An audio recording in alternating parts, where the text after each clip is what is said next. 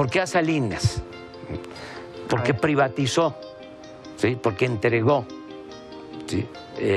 Bancos, minas, ¿sí? Bienes públicos, empresas, ¿sí? A particulares, en muchos casos a gentes allegadas a él, sin licitación.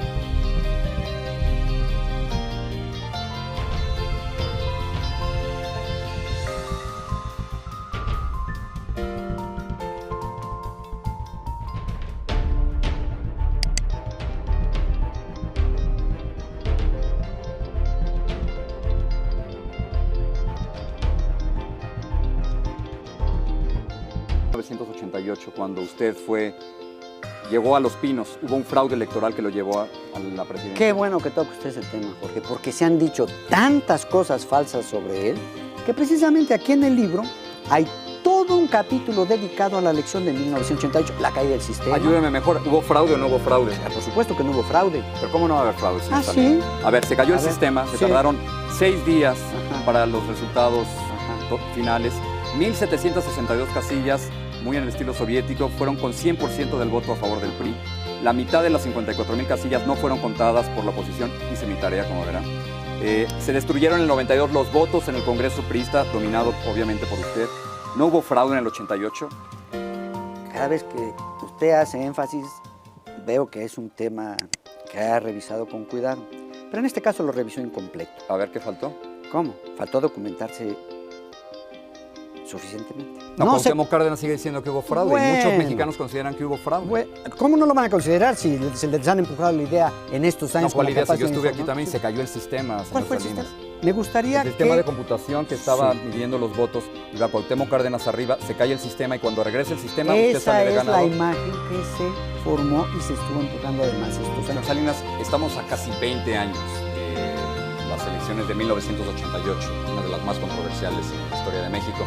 ¿Usted ya abiertamente puede decir que hubo fraude y pedirle disculpas a Cuauhtémoc Cárdenas? Caramba, Jorge, si lo que se sabe a 20 años de distancia de esa elección, porque ahora sí ya se tienen todas las actas de esa elección, es la primera elección en la historia de México que está totalmente documentada en los archivos de la nación en México. ¿Y sabe lo que las actas ¿No hubo señalan? fraude? ¿Sabe lo que las actas señalan? Aquí hubieron irregularidades, por supuesto, se señalaron. Pero ¿sabe lo que las actas señalan? En las actas que están firmadas por los representantes de los candidatos de oposición, pues esas actas, la suma de los votos muestra que ganó el candidato del PRI. Pero no puede haber suma de votos ahora o reconteo porque quemaron los votos. No, señor, las actas están en la Las Archivo actas, General de pero la no Nación. los votos. Pero si las actas es donde firman precisamente los representantes de los partidos en cada una de las 55,000 casillas. Cuauhtémoc Cárdenas me dijo en una entrevista, y cito, estamos convencidos de que hubo fraude electoral en 1988 el 99% de los votos. Pues no sé qué encuesta haya hecho él. Mire, una de las noticias que se generó ayer, según un audio grabado en el 2006 difundido, Luis Telles, el actual secretario de Comunicaciones y Transportes, señaló, según este audio que trascendió a través de diversos medios, pues él señaló que Carlos Salinas de Gortari se robó la mitad de la cuenta secreta de su gobierno. En el audio, quien se identifica como la voz de Telles, señala que Carlos Salinas y su actual esposa, Ana Paula, al igual que el expresidente José López Portillo, creen que el país no les agradece lo que hicieron por México. Ante esto y sin otra salida, pues Luis Telles dio una conferencia de prensa y admitió que la voz de esta grabación es suya, pero minimizó el contenido. La grabación es real. Sucedió cuando yo trabajaba en la iniciativa privada.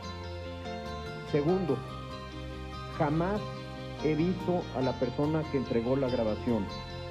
La comunicación que tuve con esta persona se dio exclusivamente a través de correo electrónico y vía telefónica. Inició en 2005 cuando esta persona me mandó un correo electrónico pidiendo apoyo para escribir un libro y concluyó cuando me amenazó con dar a conocer esta grabación. Nunca tuve ni he tenido evidencia alguna sobre acciones ilícitas del expresidente Carlos Salinas de Gortari. ¿Y dónde vive finalmente Ana Paula? ¿Tu nombre?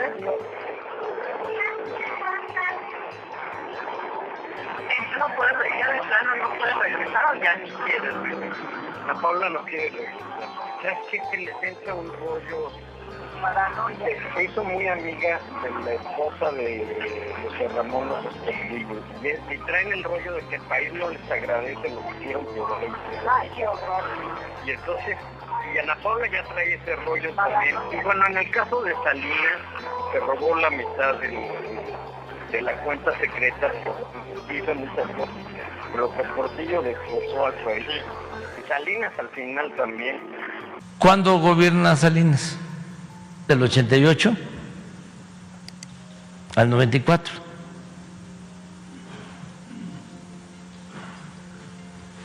Es el sexenio de más desigualdad. Por eso sostengo que es el padre de la desigualdad moderna.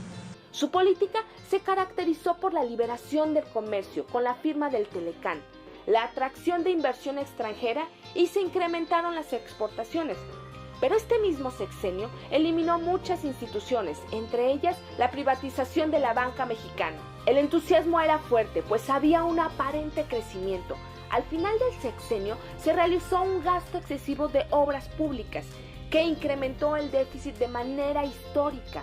Así, en una supuesta ayuda para mantener dicho déficit, se emiten los tesobonos, un instrumento de deuda que aseguraba el pago en dólares y no en pesos. Así, la crisis se hace presente con una fuerte devaluación del peso y la caída del PIB, y un desequilibrio en la balanza de pagos. En 1994, el déficit de cuenta corriente alcanza los 28.8 mil millones de dólares, el cual es financiado por flujos de capital a corto plazo.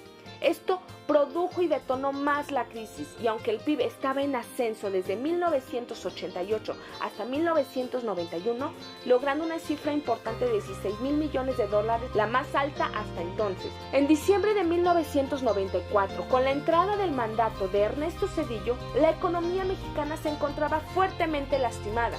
El déficit de la cuenta corriente en 1994 de 25.500 mil millones de dólares, o lo que equivalía al 8% del PIB.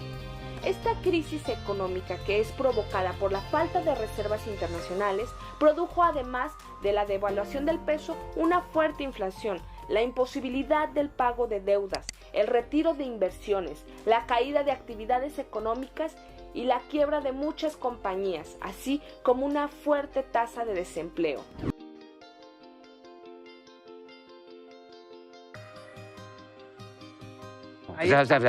Zedillo, A ver. ¿sí? Convirtió deudas, ¿sí?, privadas en deuda pública.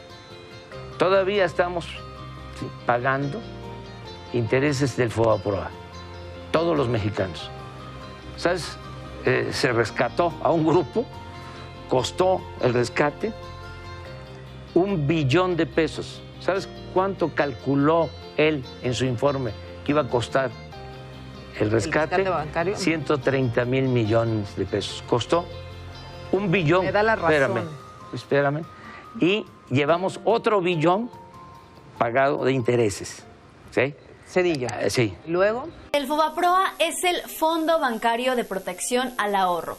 Es de esas cosas que merecen un nombre interesante para que la trampa pase desapercibida. Es la deuda que afectará a 3 generaciones de familias mexicanas hasta que se pueda pagar por completo, si es que se logra. Un fondo que se iba a usar solamente en caso de que existiera una crisis financiera en el país que pusiera en peligro la liquidez de los bancos, que se quedaran sin dinero, pues. El truco estaba en que se usaría este fondo para comprar las deudas de los bancos. Así se mantendrían a salvo. Se creó en 1990 por Carlos Salinas de Gortari. En una de esas, y no lo dudo ni tantito, muy consciente de lo que iba a dejar, porque en 1991 llegó la crisis económica más grave de la historia moderna de México, con la devaluación del peso. Las deudas adquiridas se volvieron impagables. En aquel entonces no había tasas de intereses fija y todos los préstamos estaban sujetos a la voluntad del mercado. Así que todo aquello era un caos total. Deudas personales, empresariales y hasta del gobierno se volvieron imposibles de pagar. Imagínense nada más esto, el interés pasó de un mínimo de 7% a un 53% en unos 7 meses. Ernesto Zedillo decidió activar el fondo y fue así como el gobierno mexicano terminó comprando la deuda de los bancos, que en ese momento era de 552 mil millones de pesos. El costo total del FOBAPROA fue de 14.5% del PIB del país, tal vez el costo más alto que haya pagado algún país por una crisis similar. El problema fue que ese fondo y esa acción se llenó de mañas, como todo lo que toca el PRIAN, porque incluso los bancos que sí podían pagar sus préstamos decidieron que no querían hacerlo y mejor le dejaban el problema al FOBAPROA. ¿Quiénes se beneficiaron? Los de siempre, los más privilegiados. En este caso, banqueros y empresarios. ¿Y con qué dinero se compró esa deuda? Pues con los impuestos de los mexicanos. Del 40% del dinero para darle recursos al FOBAPROA salió de los bancos que sobrevivieron a la crisis y el otro 60% salió directamente de los recursos públicos. Además, el costo de la deuda aumentó considerablemente por la forma en que se manejó y con el paso de los años genera intereses, por lo que la deuda ya alcanzó los 2 billones de pesos. En 1990 se dijo que la deuda se iba a pagar en 30 años, pero con el paso del tiempo, los analistas estiman que llevará un total de 70 años liquidarla. La pagarán nuestros papás, nosotros y nuestros hijos si bien nos va. Para Zedillo y los de su clase, salvar a los banqueros a costa del endeudamiento público fue y seguirá siendo siempre lo correcto. Ocurrido ya hasta la fecha, 23 años de esta masacre, se le conoce como la masacre de Aguas Blancas, y aún esos crímenes continúan impunes.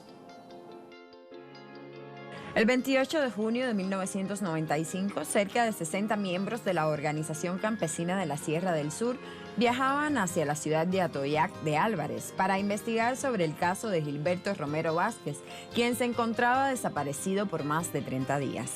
Poco antes de llegar a la localidad de Aguas Blancas, en el sur de México, donde se desarrollaría un mitin, un comando de la Policía Judicial del Estado de Guerrero los detuvo violentamente mientras disparaban contra un grupo de miembros de la organización, dejando un saldo de 17 campesinos asesinados y cerca de 23 heridos.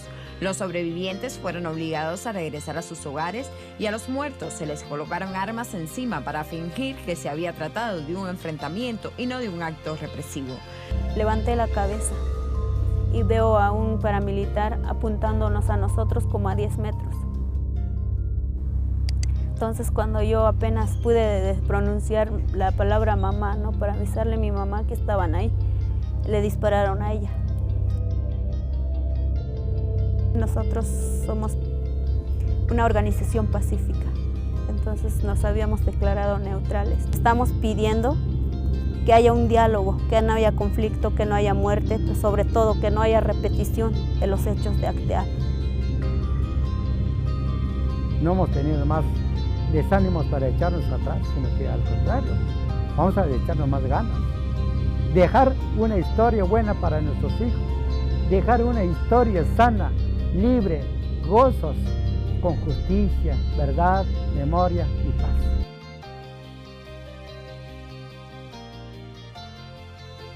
Luego, Fox, entrega de concesiones para la explotación minera, sí, del país. Como 20, 30 millones de hectáreas de concesión para la explotación minera. Calderón. Y el fraude electoral, en el caso de Fox, que se ufana él. O sea, no hace falta que haya testigos. No, él lo dice. Él lo dice. Sí. Entonces, el fraude dice electoral. Que no quería que esto llegara. Sí, que yo era un peligro para México y que el daño que causó.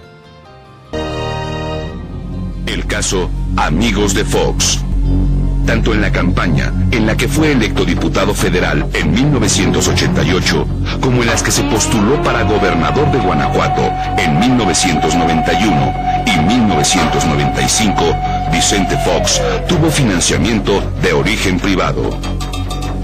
28 de enero de 1998, un conjunto de ciudadanos simpatizantes y militantes del Partido Acción Nacional, encabezados por Vicente Fox, formalizan su vínculo con fines políticos mediante la asociación civil Amigos de Fox AC. Estados de cuenta, cheques y otros documentos ponen en evidencia que ingresaron grandes sumas de dinero a la campaña de Vicente Fox.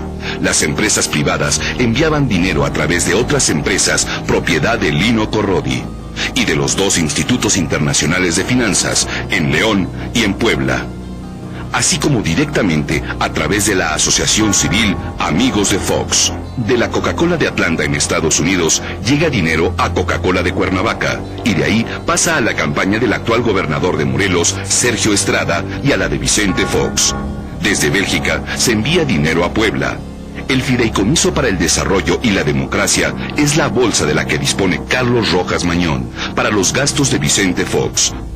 Empresas mercantiles como Cementos Mexicanos, Cemex, propiedad de Lorenzo Zambrano, expiden 2 cheques en favor de K-Beta, empresa de Lino Corrodi, por una cantidad total de 13.943.000 pesos. Muchos particulares aportaron cifras que excedían en mucho lo permitido, como Carlos Slim, quien en mayo del 2000 giró un cheque por 18.750.000 pesos, a pesar de que solamente estaba permitido la donación de 750.000 pesos por persona. Larga es la lista de aportaciones sospechosas. ¿Cuánto dinero ingresó ilícitamente en la campaña de Fox? No lo sabemos aún. Tarde, policías del Estado de México realizan operativos para retirar el bloqueo de la Texcoco Lechería.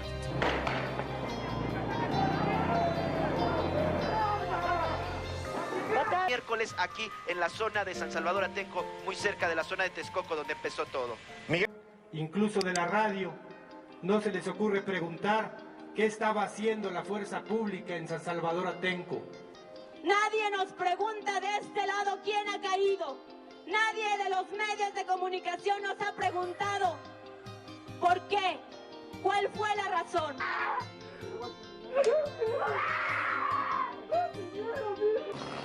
Y a mis hijos los golpearon aquí en el patio y se los llevaron.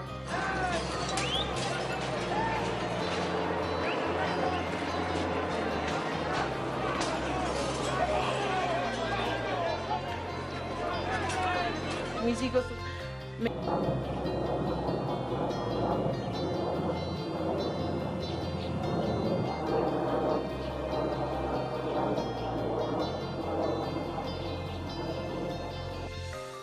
Para todo. Acuérdense ustedes de cómo querían modernizar la educación, ¿no? Pizarrones electrónicos, enciclomedia. Y bueno, ¿se acuerdan cuántas televisoras compraron? Que cambiaron. Ese fue otro programa. Desde 1996, Oceanografía empezó como contratista de Pemex, pero nunca realmente repuntó e incluso estuvo a punto de ser embargada por Hacienda. Esto fue en abril del año 2000 por una deuda de 21.130.485 pesos. Vamos a nuestro siguiente gráfico, en donde aquí viene entonces la mano de la familia de Vicente Fox Quesada. Adquirió renombre en el sexenio foxista y se le vinculó con los hermanos Briviesca, Manuel y Jorge Alberto, quienes comenzaron a ser contratistas de Pemex gracias precisamente a esta naviera. Bueno, a tal punto que la multa que le estoy mencionando, esta multa millonaria, el embargo, pues se canceló. Se canceló el embargo sobre los bienes y esto fue el 20 de abril, si no me falla la memoria, del 2001. En 2007 se denunció el supuesto tráfico de influencias de los hijos de Marta Sagún por haber intervenido para que la empresa obtuviera contratos de Pemex por 6,000 millones de pesos. Vamos con el tercer gráfico, por favor. Y ahí vamos a encontrarnos con que desde hace años, así, ambos hijos de la ex primera dama son blanco de investigaciones administrativas, judiciales y políticas por peculado y tráfico de influencias. Tan solo en el 2008, el gobierno estadounidense habría girado una orden de aprehensión contra el hijastro de Fox por los delitos de fraude electrónico, conspiración, complicidad y también, por supuesto, encubrimiento. Hay un detalle muy particular que nos vamos a dar cuenta en el siguiente gráfico, y que tiene que ver con que en el 2019, cuando las autoridades financieras estadounidenses realizaron una búsqueda de movimientos financieros de los hijos de Marta Sagún, oh sorpresa, dieron también con el nombre de Genaro García Luna, quien estaba vinculado a una de esas cuentas. Al seguir el rastreo financiero, pues dieron con varias cuentas a nombre del ex secretario de Seguridad Pública, cuyos saldos suman más de 87 millones de dólares. Contra Manuel Briviesca fueron presentadas 6 denuncias por deficiencias en construcciones de casa, irregularidades en adquisiciones de terrenos y tráfico de influencias en contratos de oceanografía con Pemex.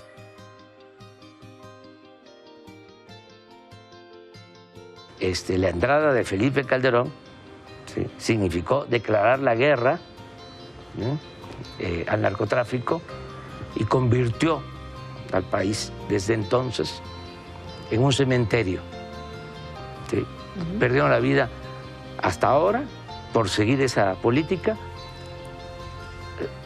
250,000. 121,000 con Calderón, 155,000 con Peña. Así es, como 250,000 y más de 1 millón de víctimas de la violencia. Entonces, ¿Calderón? violencia Violencia. Violencia, entre otras cosas. Fueron ya 10 años de ese incendio que ha provocado dolor a muchísimas familias, porque recordemos que no solamente fueron las muertes de 49 niños, sino también de 106 que resultaron gravemente heridos y que todavía tienen que vivir con las secuelas. Y estaban involucrados también una de las primas de la entonces primera dama Margarita Zavala, esposa del expresidente Felipe Calderón. No hubo justicia en esos tiempos, tampoco la administración de Enrique Peña Nieto, y ahora es que se refuerza, dijo el presidente López Obrador, la denuncia, y también se presentarán más elementos y más pruebas para poder realizar una investigación seria. Yo tenía 2 meses en la Suprema Corte de Justicia de la Nación cuando me toca ser ponente en el caso de la guardería ABC en una investigación por violaciones graves a derechos humanos cuya facultad se le quitó a la Suprema Corte curiosamente después de ese proyecto. Perdimos la votación por 8 votos a 3 y me parece que ahí se consolidó lo que después ha venido siendo una enorme injusticia. Cosa que también he dicho, no se podría decir de algún otro presidente. Es excepcional que sí esto.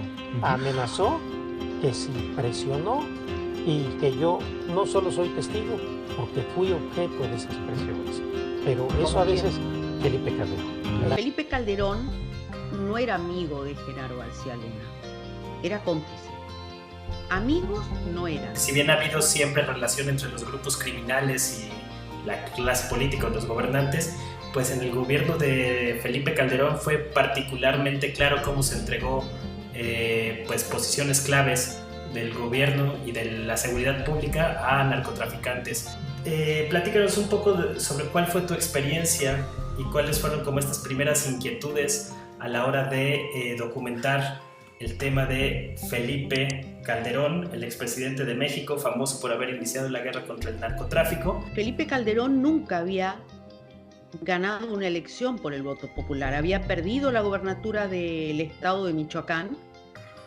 Cuando fue diputado plurinominal, o sea, nunca había sido elegido por el pueblo, y curiosamente, fíjate cómo se repite, como si fuera una mala señal, y llega de manera fraudulenta a la presidencia y lanza la guerra al narcotráfico. Y sin una red de contención o un resguardo, un plan de contención para las miles de víctimas que iba a tener esa guerra al narcotráfico, como sucedió en Colombia en su momento, yo dije, esto termina mal. Y no me equivoqué.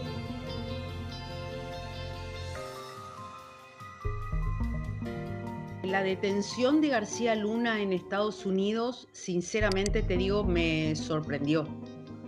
Al margen de que, porque es la primera vez que un alto funcionario que además tenía a cargo la seguridad del país y que llevaba adelante lo que era la lucha o la guerra contra los cárteles, que además era un policía, aunque no fuera policía, porque no lo era un niño mimado de las agencias de inteligencia de Estados Unidos, que lo habían premiado en el año 2004.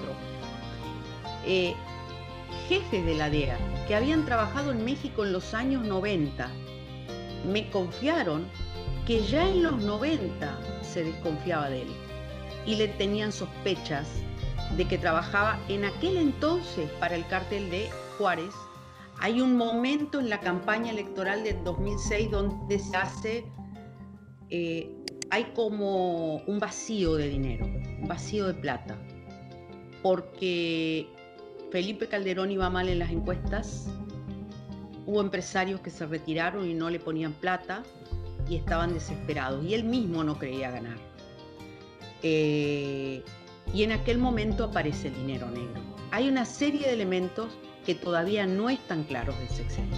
O sea, hay tantas aristas y tantas cosas para investigar. ¿Quiénes aportaron a la campaña?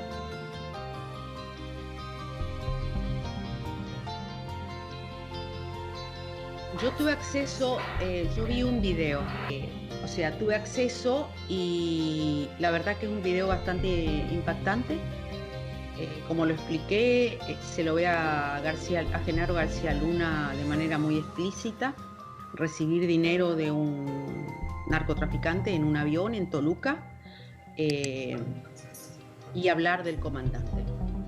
Fue una etapa triste, una etapa porque el contexto tampoco te ayudaba, era un contexto muy pesado, ¿no? Y donde tampoco uno podía no darle importancia a una amenaza que te llegaba por correo electrónico. Cuando llegaron amenazas a mi hija, cuando ya después investigaban a mi mamá, ya me mandaban fotos de a la editorial, a mis colaboradores, a las fuentes, yo me fui de México. Después también los artículos 19 fueron amenazados. Ya fue amenazado todo el mundo que tenía que ver con esto. Los días 3 y 4 de mayo de 2006, efectivos de la Policía Federal tomaron el pueblo de San Salvador Atenco. Miembros del Frente de Pueblos en Defensa de la Tierra protestaban por un plan para construir un aeropuerto internacional en zonas donde trabajaban floricultores. Los uniformados arremetieron de forma violenta contra los manifestantes. Los actos de represión dejaron más de 200 detenidos y 2 muertos. En medio de enfrentamientos, los campesinos retuvieron a varios efectivos policiales. Las fuerzas de seguridad iniciaron una persecución contra los dirigentes y sus familias. La Comisión Nacional de Derechos Humanos documentó agresiones sexuales contra 23 mujeres, incluidas 4 extranjeras por parte de policías. Odebrecht seguramente está cansado de oír ese nombre últimamente, y con razón. Odebrecht es la mayor constructora de América Latina, pero también una gigante en temas de dinero sucio. También al mexicano Felipe Calderón. Las autoridades están investigando si Calderón habría facilitado acuerdos al margen de la ley en una serie de reuniones con Luis Ignacio Lula da Silva y los directivos de Odebrecht, por supuesto.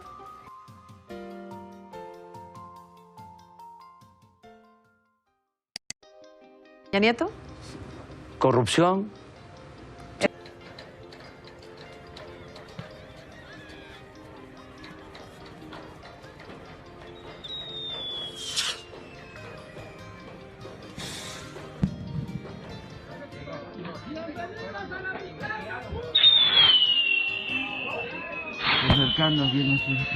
Que implica a estas 2 grandes secretarías, una de las más ricas del gobierno federal, Sedesol y Sedat. Eso sería inimaginable sin que las personas que estuvieron hoy en Palacio Nacional no hubieran autorizado o hubieran volteado hacia otro lado. Los exsecretarios de Hacienda, José Antonio Mir y José Antonio González. Ambos muy cercanos, integrantes de un mismo grupo político, liderado por Luis Videgaray, también él en sí mismo secretario de Hacienda. Hay encuentros, como narra el libro de Portal, el entonces auditor superior de la Federación, con el presidente Peña Nieto, donde en 2 eventos muy específicos la alerta del problema. El juez le está diciendo a Rosario Robles, ¿por qué no le informó usted al presidente Peña Nieto? Y está ordenando que se investigue el presidente si sabía o no sabía. Al presidente le interesaban en particular 2 casos, Rosario Robles y Javier Duarte en Veracruz. Rosario Robles, según testimonios de primera mano, que iba a ser senadora, unos pocos días antes de que se diera a conocer esto que se llamó el reportaje de la estafa maestra por parte de los colegas de Animal Político. Ella quedó en el aire, pero estamos hablando, Azucena, a reserva de tu visión, de una orquestación, ¿no?, que incluye, por ejemplo, a la Núñez.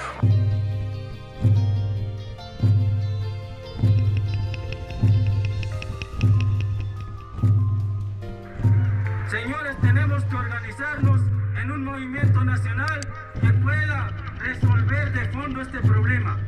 Desde que era chico, desde que tenía 7 años, vi cómo una persona mataba a otra persona y tuvimos que guardar silencio todo el tiempo porque creíamos que era normal.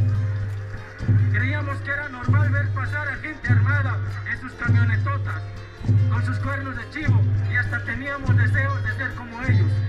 No tenemos miedo a lo que venga, a lo único que le tenemos miedo es a que la gente siga callada. Pretenden en estos días dar a conocer a la opinión pública que nuestros compañeros están muertos ya. ¿Por qué? Porque pretenden salir a una gira e ir a limpiar su imagen como país o como gobierno de nuestro país. En los próximos días, mientras ellos anden de gira a nivel internacional, nosotros pretendemos realizar una caravana con el nombre de la caravana de las indignaciones. Si Enrique se va, que se vaya. Preferiblemente que ya no vuelva, porque va a encontrar otro país cuando regrese. Tiene que encontrar un país diferente. Eso es lo que... En 2019, la Secretaría de la Función Pública, su titular, Irmeréndira Sandoval, confirmaron que habían sustraído de los archivos de la dependencia el expediente de la Casa Blanca de Enrique Peña Nieto, o de su esposa, su entonces esposa. En ese momento, la secretaria Sandoval presentó una denuncia penal. Hace unos momentos se informó que 3 personas fueron vinculadas a proceso por el presunto robo de ese expediente, que contenía las investigaciones sobre el posible conflicto de interés del entonces presidente de México con Grupo IGA, su constructor favorito. De julio, en la segunda audiencia de Emilio Lozoya en la Ciudad de México, por primera vez la Fiscalía General de la República se refirió directamente al financiamiento ilícito de Odebrecht a la campaña de Enrique Peña Nieto en 2012, mientras que el exdirector de Petróleos Mexicanos y cercano al expresidente alegó que altos mandos lo utilizaron para fraguar este delito. En el caso de corrupción internacional que involucra a la constructora brasileña y a funcionarios y empresarios de diversos países de Latinoamérica, la Fiscalía señaló que en el caso de México, Odebrecht entregó $10.5 millones en sobornos a Emilio Lozoya, y esto le significó a la empresa una ganancia de $39 millones por los contratos de obra pública que consiguió. Por ello, el juez de control Juan Carlos Ramírez vinculó a proceso a Emilio Lozoya por asociación delictuosa, cohecho y lavado de dinero en su calidad de autor material, delitos que supuestamente cometió de manera intencional. Nuevamente, la FGR no solicitó sujetar a prisión preventiva a Lozoya y pidió que utilice un brazalete electrónico, además de que se le prohíbe salir de la Ciudad de México y del país. El juez concedió la petición tomando en consideración la salud de Lozoya y ordenó que además se presente a firmar al reclusorio norte 2 veces al mes, es decir, que por Odebrecht el exfuncionario tampoco pisará la cárcel. Lozoya pidió reservar sus datos, por lo que todo el tiempo se le nombró como Erla en la audiencia virtual que duró más de 10 horas. Entre las declaraciones que la Fiscalía destacó que recibieron desde Washington de testigos protegidos está la de Luis de Meneses, exdirector de Odebrecht México, mismas que según los fiscales es clave para proceder contra Lozoya. También dijo que el imputado ofreció a de Meneses que en caso de que el PRI ganara la presidencia en 2012, Odebrecht obtendría varios contratos de obra pública. En sus declaraciones, Luis Alberto de Meneses señaló que Lozoya le pidió $4 millones para la campaña de Enrique Peña Nieto en 2012 y que durante el sexenio pidió otros $6 millones para adjudicar contratos a Odebrecht desde Pemex. Al tomar la palabra, Emilio Lozoya se declaró inocente y afirmó que colaborará con la Fiscalía para dar con los verdaderos responsables de los hechos que le imputan. Los abogados Miguel Ontiveros y Alejandro Rojas explicaron que Emilio Lozoya no aportaría pruebas para defenderse porque solicitó a la Fiscalía la aplicación de un criterio de oportunidad a cambio de colaborar con información. Luego de decretar libertad condicional a Emilio Lozoya, el juez concedió 6 meses para la investigación complementaria en el caso Odebrecht.